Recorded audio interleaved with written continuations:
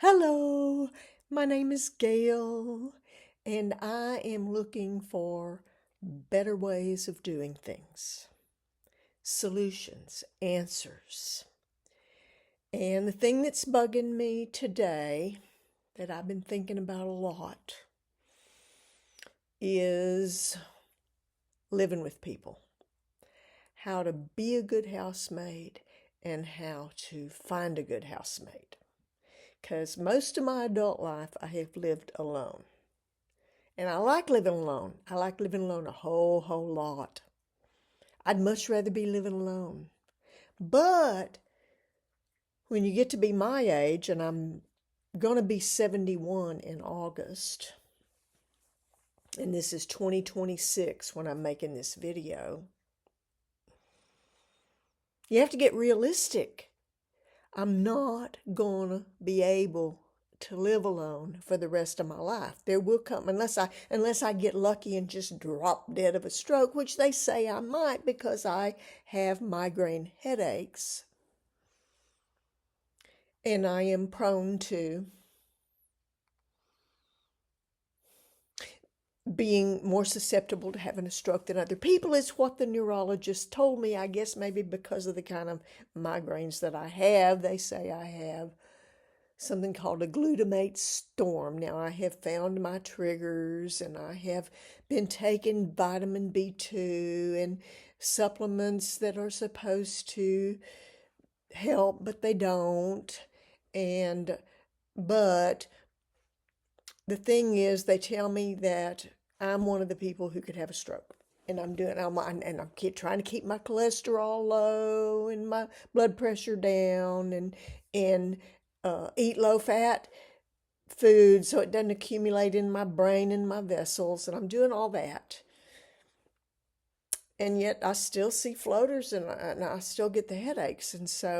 And when I get a bad one, I get scared. I think, oh God, is this going to be the one that gives me the stroke and I die? And I've got a little dog. Now, I heard about this lady when I was house sitting up in Massachusetts during COVID. She lived alone with two little dogs and loved it. And she's doing great. And then one day she got really sick and felt bad and went to the doctor and they put her in the hospital. And the next thing you know, she was dead. And she was from California. All her family was out in California. And she was like me. She's kind of a hermit. She just liked her little dogs and that was it. And nobody knew that there were dogs in her apartment waiting for her to come home. And 2 weeks later, she was dead in the hospital. And they called to let her relatives know that this woman had died. And they said, well, what about her dogs? Well, they sent the fire department, and one of the little dogs was nearly dead, and the other one had died. They had run out of food and water, and one of them didn't make it. Now, I don't want that to happen to my little dog. And so I've been thinking, well, community would be nice. We need to take care of each other. Finally, in old age, I'm 70 years old, and I'm beginning to think community instead of I'd rather be a hermit. I don't want to be around people because they drive me crazy because I don't know how to communicate with them effectively. So that brings me to what's bugging me today, which is how do you find a good housemate and how do you be a good housemate? I don't just want someone to please me. I want someone who enjoys living with me too. I think it should be reciprocated. I think people should collaborate and work together and come up with solutions that works for everybody and makes everybody's life happier and better. But it's hard to find anybody who's even interested in doing that because the frame of mind that people have is, and I had it too for 50 years. And then I realized everybody hasn't walked in my shoes and everybody doesn't have the same ideas about what makes life wonderful as me. I used to think because I like something, everybody else should like it too. And assume that. And act on it And some of them had other ideas for other reasons that I couldn't fathom because I hadn't walked in their shoes, and I pissed them off. And I began to realize that and adjust my behavior. But finding people who have come to that realization and are willing to adjust their behavior too, so that it's a mutual thing and we are learning from each other what each other needs for life to be wonderful and more pleasant, that's pretty challenging. Now, somebody told me that the best way in the world to find a really good housemate is Airbnb, because you can try them out for a week or two and then invite them to stay if they turn out to be compatible, and you don't have to put up with them for any longer than what they signed up for if they're driving you crazy already in a short amount of time. So I tried that and I liked it. But I also liked meeting people from all over the world. Now, I know a lot of people don't like Airbnb and they say it's driving up prices, but I'm not price gouging. I'm not trying to charge that much more than what it would cost to rent a room in somebody's house through roommates.com. That's not what I'm about. Now, I know some people rent out whole houses for weddings and all that kind of stuff, but that's not what my Airbnb is about. I'm just looking for a really good, compatible roommate that I enjoy living with, who wants a good deal. If I enjoy living with you, I want to keep you around. I'll give you a good deal. I'm not going to try to price gouge you. So not everybody is driving prices up with Airbnb. In fact, I think people are getting a better deal with me than they can get most anywhere. But finding someone that's a keeper that I would like for them to stay a year or two has been challenging. I found some that have stayed 3 or 4 or 5 months, but the finding someone long term is, about half of them, it's like you can't hardly wait for them to leave, even if they only signed up for 3 days. And then the other ones, they're only in town visiting relatives and don't want to stay in their house, or they're just visiting the area, checking it out, or they're here looking for a job, or, so out of the half that you really wish wanted to live with you permanently, they're not looking for a permanent place to live. So then, then there's just a few who think, yeah, I'd like to extend and stay a while. And usually those, after 3 or 4 months, you're getting weary of them too. Okay, so I try to do things like I try to make sure there's plenty of room in the refrigerator for their stuff. I pick up after myself in the common areas, and I do my dishes promptly so that if they want to cook a meal, my dishes are not in their way and they don't have to move them over or wash them before they use my kitchen. I mean, when I cook, by the time I'm done and my meal's ready, all my dishes are done. Most people don't know, they either don't care to do that or don't know how to do that. I had this one lady, she got mad because I wanted to take turns vacuuming in the common areas. And I'm thinking, wait a minute, this isn't a hotel.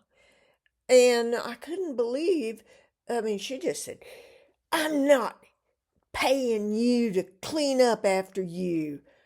And I'm like, excuse me, but you're the one that's got the pile of dishes in the kitchen all the time that I'm having to work around, and you walk on the floor just as much as I do.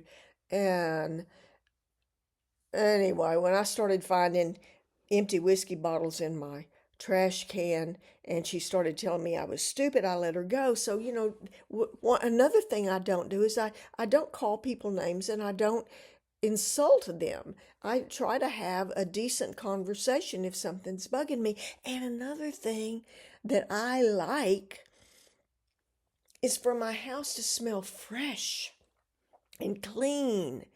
And I hardly anybody opens the doors and lets the food smell out after they cook. I'm the only one that does that. And I've had people stay here that got mad at me because I opened the door to let fresh air in so that the house didn't smell like their food. Now, I'm sorry, but I do not like the smell of meat cooking.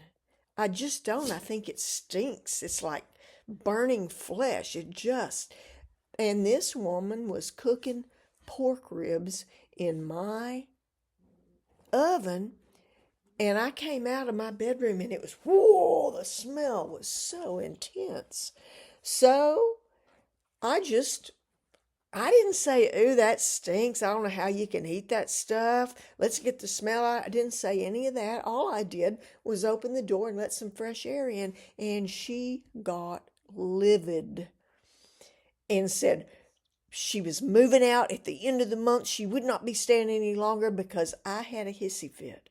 I opened the door and let fresh air in without saying a word, and that was a hissy fit. That was her definition of a hissy fit. So taking things extremely personally. You know, I think I deserve some appreciation for not telling her food stank, to be honest with you. But you don't get much appreciation. It's hard to find people who are fun to live with. And at my age, you kind of need community. And so,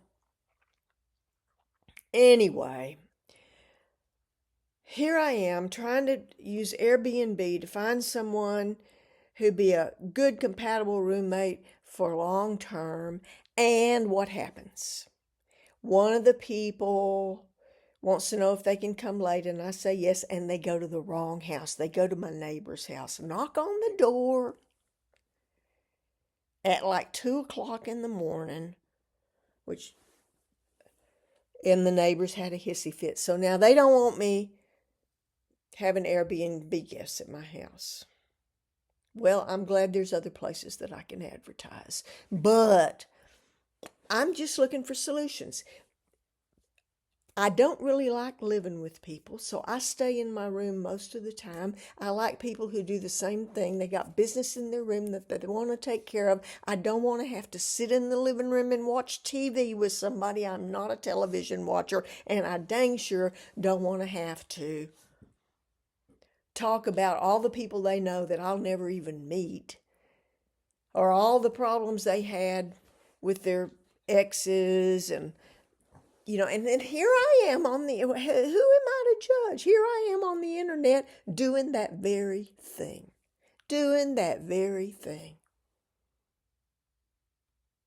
But I pretty much keep to myself and leave people alone. They can come and go as they please. I'm not asking anybody to get my permission. I would like for you to clean up after yourself, leave me some room in the refrigerator, let me air out the house when it stinks. Share the chores. If you don't want to vacuum, then don't walk there. But I don't know, this has just turned into a rant complaint, and I don't want to be a rant complainer. What I want to know is how y'all have found good roommates. Where did you find them? Now, I tend to be a little bit easier on men than women. I expect more of women because I just was raised to be a caretaker of men, to take care of my brother, to take care of my father, to do, and so I give men a little more slack, but I also expect a little more muscle of them. Now, one of the reasons I need a housemate these days is because my hands are getting a little bit arthritic, and opening pickle jars is getting challenging. So, I might ask the guys to do stuff like that. And they're kind of proud. They like helping me, because men like being a hero. But Anyway, that's what's on my mind. And I got a dog down here jumping up and down, wanting to get in my lap. Oh, goodness gracious. I found this little dog by a dumpster. Or my niece did and brought her to me. She nearly starved to death. Best dog I ever had. But anyway, thank you for listening to me. If you did, like and subscribe and tell me how, if you've got a really, really, really good roommate, how did you find them? And what are your peeves? What do you like and dislike about, what are you looking for in a housemate? I don't, I, I like a clean house. I like a quiet house. And I like a house that smells good. And I like room enough in the refrigerator for my stuff. Is that really too much to ask? And I go out of my way to make sure that's available to everybody else. If I cook something that smells up the house, I open the door and get my smells out so they don't have to smell it. That's where I'm at. And so that one who got really upset and said I was having a hissy fit because I opened the door to let the smell of her pork ribs out of my house. After that, I just started, when I wanted to air out the house, telling her, hey, I'm going to air out the house. Is this a good time for you? So that she didn't have to take it personally. But by then, she was just too hard to get along with. And I did manage to circumvent a lot of her wrath. She was just one of those people who took everything extremely personally and got mad about everything and thought that everything needed to be her way or the highway, and anybody who didn't do things and use her logic to come to the same conclusions as her was stupid. One time she told me that I was proof positive that anybody could get a college degree. Now, can you believe that? And my degree wasn't in math, hers was. My degree is in creative ideas. Actually, I'm an anthropologist. But you get what I'm saying, is that we don't all have to be the same. But it is important for us to understand each other so that we can extend ourselves in ways that are meaningful to each other. That's what I've learned about life, is that it's important to do this, and it's important to do it in a way that doesn't feel like it's an imposition, but that it's a joy, that it's a joy to contribute to someone else's happiness. That should be something that gives people peace of mind. Oh, hush. It doesn't piss them off. Anyway, I've gone on too long. I thought this was going to be a 5-minute video, and here it is. Nearly 20 minutes. Like and subscribe if you like and want to.